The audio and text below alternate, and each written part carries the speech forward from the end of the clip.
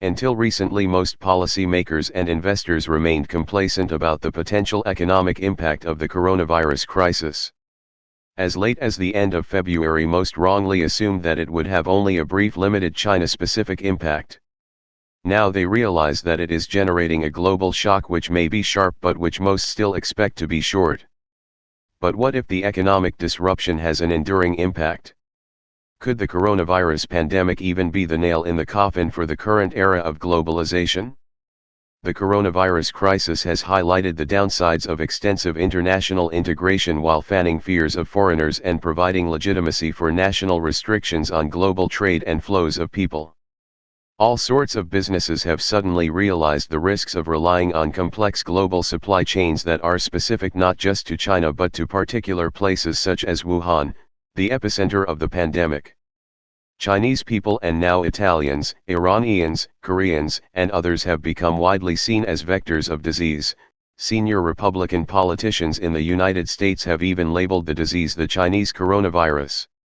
Meanwhile, governments of all stripes have rushed to impose travel bans, additional visa requirements, and export restrictions.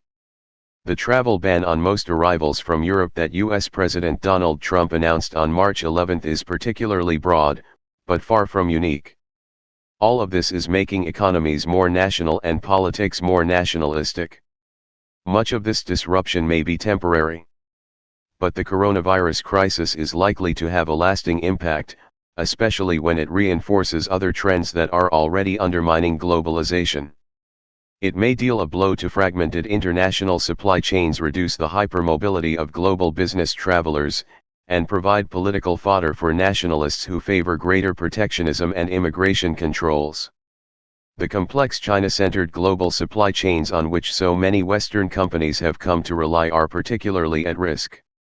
The cost advantage of producing in China has eroded in recent years as the country has become richer and wages have soared.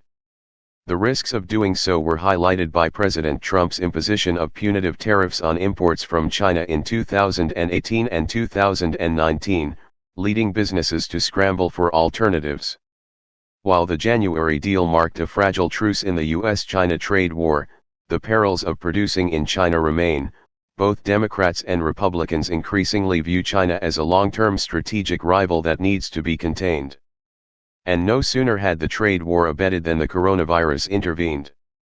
The extended shutdown of many Chinese factories has pushed exports down 17% in the first 2 months of the year compared with a year earlier, and it has disrupted the production of European cars, iPhones, and other consumer goods. A new podcast from Foreign Policy covering all aspects of the coronavirus pandemic. Inertia is a powerful thing. And there are still many advantages to producing in China, such as scale and efficient logistics. But the coronavirus crisis could mark a tipping point that prompts many businesses to remodel their supply chains and invest in more resilient and often more local patterns of production. One option is to shift and diversify operations across other Asian economies, such as Vietnam or Indonesia. Another is to shorten supply chains, with U.S. companies moving production to Mexico and European ones to Eastern Europe or Turkey. A third is to invest in robots and 3D printing within advanced economies, producing locally closer to consumers. A second enduring consequence of the coronavirus crisis may be reduced business travel. Technology gurus have long argued that video conferencing and chat apps would eliminate the need for most business travel and allow many people to work from home more. Yet until the coronavirus crisis, business travel had continued growing, seemingly inexorably. Now, whether because of government bans, business decisions, or individual caution, all but the most essential international travel has been cancelled, and those who can work from home are increasingly staying put. Perhaps most significantly, the coronavirus crisis plays into the hands of nationalists who favor greater immigration controls and protectionism.